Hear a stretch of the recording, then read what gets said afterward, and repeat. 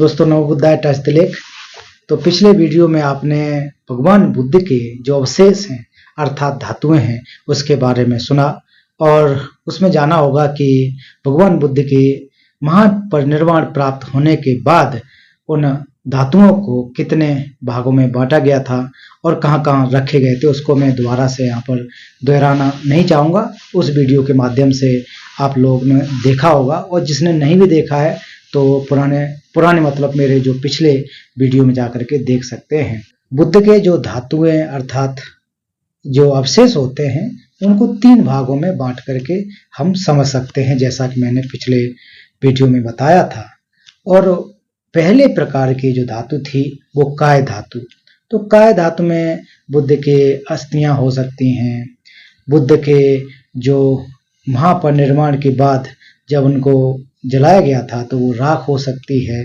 तो इस चीज़ों को जो कि क्या कहते हैं कि काय धातु के रूप में जाने जाते हैं। इसके अलावा भी बहुत सारी चीज़ें हो सकती हैं। बाल हो सकते हैं, वो भी एक प्रकार से उसी में आ जाते हैं। नाखून हो सकते हैं, तो शरीर से संबंधित कोई भी भाग। फिर दूसरा प्रकार का पारिभौमिक जो अवशेष है, धातु हैं, उनका मतलब होता है जो बुद्ध ने जिन चीज़ों का उपयोग किया हो प्रत्यक्ष रूप से अर्थात अपना खुद उनका उन्होंने उपयोग किया हो। जैसे कि बुद्ध का पात्र हो गया, बुद्ध ने अगर चप्पल या जूते पहने हों तो वो हो गए, अगर चश्मा पहना हो तो वो हो सकता है। तो हालांकि उस समय चश्मा या इसका तो जिक्र नहीं आता, होता भी नहीं होगा, ना तो चप्पल होते भी होंगे लेकिन उसके बारे में बहुत देखने को नहीं मिलता है कि किस प्रकार से था। दूसरे उनके जो चीवर हो सकते हैं। तो ऐसे देखें तो बहुत सारे जो अवशेष हैं वो पारिभौमिक अवशेष के रूप में जाने जाते हैं। तीसरे प्रकार के जो अवशेष हैं वो बुद्ध के जो वचन होते हैं, जो भगवान बुद्ध के एक प्रकार से धर्म को कह सकते हैं, तो वो भी अवशेष है, वो बचे हुए हैं। अब प्रश्न ये आता है कि आखिर को इनके दर्शन से हमको क्या लाभ होता है। बुद्ध तो चले गए, बुद्ध के जो अवशेष बचे हैं उससे हमको क्या लेना देना है, उससे कुछ हित होता है कि नहीं होता है। तो दोस्तों ये मैं आपको बताना चाहूँगा कि बुद्ध के जो अवशेष हैं वो साक्षात बुद्ध के एक प्रकार से प्रतिनिधि के रूप में हम मान सकते हैं, क्योंकि बुद्ध का शरीर का कोई अंग, उनसे संबंधित कोई अंग या फिर कोई वस्तु, तो हम लोग उसी प्रकार से उनमें एक श्रद्धा पैदा करते हैं। बुद्ध के जो काय से श्रद्धा पैदा कर सकते हैं, उनके वस्त्र से कर सकते हैं और उनके द्वारा ऑफ कोर्स जो धर्म जो बचे हैं वो तो है ही है, पढ़ने के हैं ही, हमारे जीवन को शुद्ध करने के लिए होते ही हैं। तो बुद्ध के अवशेषों के दर्शन करने मात्र से ऐसा समझना चाहिए कि हम भी बुद्ध के साक्षात दर्शन कर लिए। अभी तो हम लोग इतने सौभाग्यशाली नहीं है कि बुद्ध को देख पाए हों अर्थात हमारे सामने कोई हो। हालांकि हो सकते हैं, लेकिन जो समाज में आकर के सम्यक संबुद्ध के रूप में जिस प्रकार से शाक्य तथागत बुद्ध हुए, तो वो समाज में सभी लोगों के पास आकर के उपदेश देते थे, लोग उपदेश सुनते थे और उनको लोग देख सकते थे।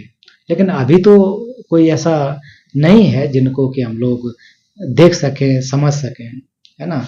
तो इस रूप में उनके जो बचे हुए चीजें हैं, जो अवशेष है, उनको ही हम एक प्रकार से एक रिप्रेजेंटेटिव के रूप में, प्रतिनिधि के रूप में समझ सकते हैं।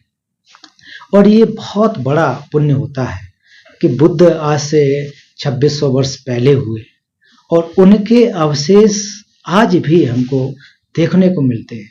तो हम लोग निश्चित रूप से एक सौभाग्यशाली है कि उनका एक अंग तो हम लोग देख पा रहे हैं, एक उनके शरीर से, उनके जीवन से जुड़ी हुई चीजें तो देख पा रहे हैं। तो इतने मात्र से हमारे मन में बहुत सारा एक प्रकार से हर्षोल्लास उत्पन्न होता है।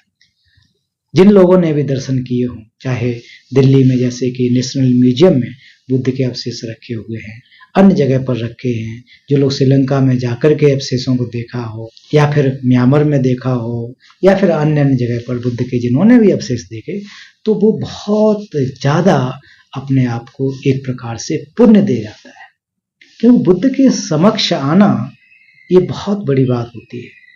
बुद्ध के दर्शन करना उनके वचनों को सुनना उससे भी ज़्यादा बड़ी बात होती है। तो निश्चित रूप से जो हमारे पुण्य फलीभूत हो जाते हैं तभी जाकर के उनके हम दर्शन कर पाते हैं।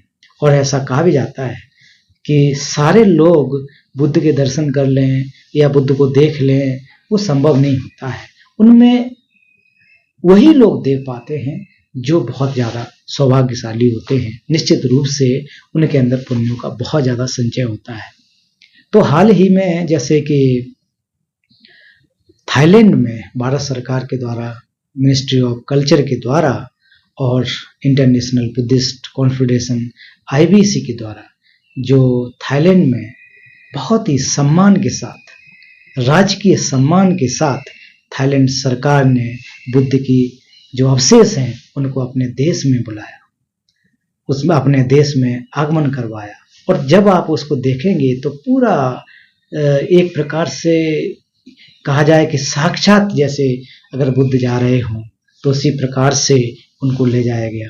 और इस बार ये पहली बार ऐसा हुआ है कि भगवान बुद्ध के, तथागत सम्यक संबुद्ध के जो 2 प्रमुख शिष्य हुआ करते थे, सारिपुत्र और मोदगल्यान, इन दोनों के अवशेष भी थाईलैंड गए हैं, बुद्ध के साथ गए हैं। देख सकते हैं कि जब बुद्ध जाते थे तो एक तरफ उनके जो प्रधान शिष्यों में से सारिपुत्र होते थे, एक तरफ महामोगल्यान होते थे और बुद्ध चलते थे।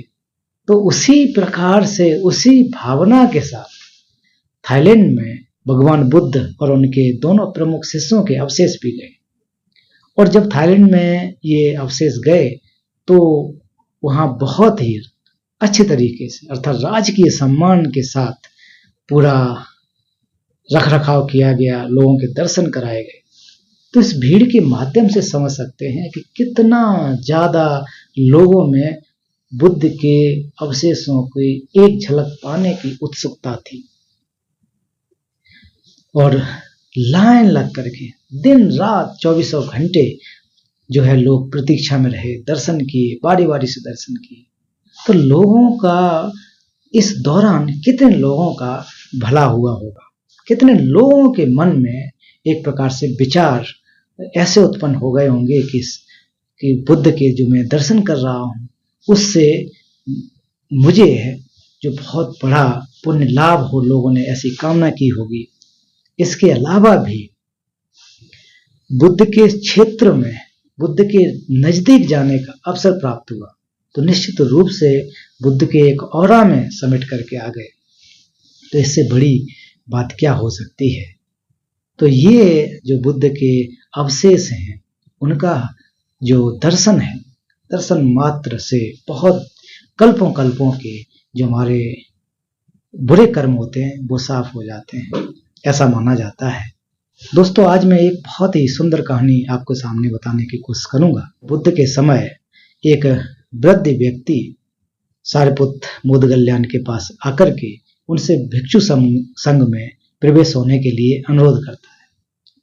तो सारिपुत्र और मोदगल्यान अपने ज्ञान बल से देखते हैं कि उस व्यक्ति के अंदर भिक्षु बनने का कोई भी एक प्रकार से पुण्य नहीं है। तो पहले ऐसा नहीं होता था कि जो भी जाए उसको बना दिया जाए, उनके अंदर पुण्य है कि नहीं, भिक्षु बन सकते कि नहीं बन सकते हैं। तो सारिपुत्र और मोदगल्यान ये बहुत ही पहुंचे हुए एक प्रकार से कह सकते हैं भिक्षु थे। वो निश्चित रूप से अरहत तो थे ही थे, तो वो लोगों की मनोदशा को भी समझ सकते थे। तो जब उन्होंने देखा और पाया कि इस व्यक्ति के पास तो भिक्षु बनने का अवसर नहीं है, वो तो बन नहीं सकता है, तो उन्होंने मना कर दिया। मना करने देने के बाद वो जो बुजुर्ग व्यक्ति थे बहुत ज़्यादा दुखी हो जाते हैं और एक नदी के पास जाते हैं और कहते हैं कि यहाँ पर भी मना कर दिया। उससे पहले वो वृद्धावस्था में जब आते हैं तो उनके घर वाले, बाल बच्चे इत्यादि ध्यान नहीं देते होंगे। तो उन्होंने कहा कि क्यों नहीं भिक्षु संघ में प्रवज्जित हो जाऊं, उनके साथ चला जाऊं तो मेरा जीवन भी अच्छा हो सकता है और अपना बचा खुचा जीवन धर्म में लगाएं। सारिपुत्र मोदगल्यान ने भी मना कर दिया। तो फिर उनके पास रास्ता कोई बचता नहीं है। तो उसने कहा कि अब घर से भी मैं परेशान हूँ, तो मैं अपने जीवन को यहाँ समाप्त कर देता हूँ, तो बाद में बुढ़ापे में तो और ज़्यादा दिक्कत होगी। तो फिर जाकर के वो आत्महत्या करने की कोशिश करते हैं, नदी में छलांग लगाने की कोशिश करते हैं। तो उसी समय बुद्ध वहां पर प्रकट होते हैं, बुद्ध वहां पहुंचते हैं और उस व्यक्ति को बुलाते हैं कि यहाँ पर आओ। उनको लेकर के जहां बुद्ध ठहरे थे वहां आ जाते हैं और आदेश देते हैं कि इस व्यक्ति को बंदे बना दो, प्रवज्ञा दे दो। जब प्रवज्ञा हो जाती है उसके बाद भगवान बुद्ध के प्रमुख शिष्य उनसे पूछते हैं कि बुद्ध, इस व्यक्ति के अंदर तो पुण्य नहीं है, ये कैसे बन सकता है? तब बुद्ध ने कहा, इसके अंदर पुण्य है, इसके चित्त में पुण्य है। तो बुद्ध फिर कहते हैं कि फलां बुद्ध के समय में इसका जन्म चींटी के रूप में हुआ था और उस स्थान पर हुआ था जहां बुद्ध के अवशेष पर बना हुआ एक स्तूप था और उस स्तूप के चारों तरफ पानी भरा हुआ था। तो चींटी के रूप में इसने जन्म लिया था। तो फिर क्या हुआ कि पत्ते पर बैठ करके गलती से पत्ते पर या तिनके पर आकर के उस स्तूप के बुद्ध के जहां पर अवशेष थे उसके एक प्रकार से अनजाने में अनचाहे 3 परिक्रमा कर ली। तो उस समय का इसके चित्त में पुण्य है। तो बुद्ध के द्वारा उस पुण्य को पहचाना गया और उनको भिक्षु संघ में जो है प्रवज्ञा दी गई। तो इस प्रकार से हम लोग भी समझ सकते हैं कि हमारे चित्त में भी किसी न किसी प्रकार का पुण्य तो छुपा होगा जिसको हम लोग नहीं जानते हैं, जिसको हम लोग नहीं पहचान सकते हैं। बहुत सारी चीजें हैं जो हम लोग नहीं जानते हैं। चीजों को एक तो प्रत्यक्ष रूप से जाना जा सकता है, दूसरा उसमें जो कि है तर्क के माध्यम से समझा जा सकता है, अनुमान के माध्यम से समझा जा सकता है। और उसके अलावा भी जिन चीजों को हम न समझ सकें तो बुद्ध के द्वारा या बुद्ध उसको समझ सकते हैं कि उनका जो चित्त है वो सारे के सारे जो मैल हैं उनसे स्वतंत्र होता है, सारे के सारे जो पर्दा हैं उससे मुक्त होता है। लेकिन हम लोग जो सामान्य लोग होते हैं उनका जो चित्त है वो बहुत सारे मलों अर्थात जहाँ राग द्वेष मोह से लिप्त होता है। इस वजह से हम जस की तस चीजों को नहीं देख पाते हैं। तो दोस्तों, इस प्रकार से जो एक बुद्ध के अवशेष के दर्शन करने मात्र से इतना बड़ा पुण्य लाभ हो सकता है, तो निश्चित रूप से हम लोगों को भी जब भी मौका मिले तो बुद्ध के अवशेषों पर हमें जाना चाहिए, दर्शन करने चाहिए। हो सकता है कि निश्चित रूप से हमारे अंदर भी ये पुण्य के संचय हो जाए। तो दोस्तों, इस प्रकार से बुद्ध के जो अवशेष हैं उनका हमें दर्शन करना चाहिए। जगह जगह पर जो तीर्थ स्थल है उसके दर्शन करने चाहिए, भ्रमण करना चाहिए, जिससे कि हमको भी पुण्य का लाभ हो सके। तो इस प्रकार से पिछले वीडियो में और अभी दोनों को मिलाकर के देखें कि बुद्ध के अवशेषों के बारे में हमें निश्चित रूप से जानकारी होनी चाहिए और उसके हमें समय समय पर जब भी मौका मिले तो दर्शन करने चाहिए। तो बुद्ध के अवशेषों का जो महत्व है और जो उससे पुण्य लाभ है मैं आपको यहाँ पर बताने की कोशिश कर रहा था। तो उम्मीद है कि आप लोगों को इसके बारे में जानकारी प्राप्त हुई होगी और जब भी मौका मिले तो आप लोग भी निश्चित रूप से दर्शन करने के लिए जाने की कोशिश करें। जगह जगह पर अर्थात जो बुद्ध के प्रमुख स्थल हैं वहाँ पर भी उनके पद चिन्ह तो हैं ही हैं। वहाँ पर जहाँ पर भी समय तो उन्होंने गुजारा ही है, तो वो अपने आप में एक ऊर्जा होती है, एक अपने पुण्य का क्षेत्र होता है। तो उस क्षेत्र में जाकर के हम लोगों को लाभ लेने की कोशिश करनी चाहिए। आप सभी का बहुत बहुत धन्यवाद। नमो बुद्धाय। Touch the link.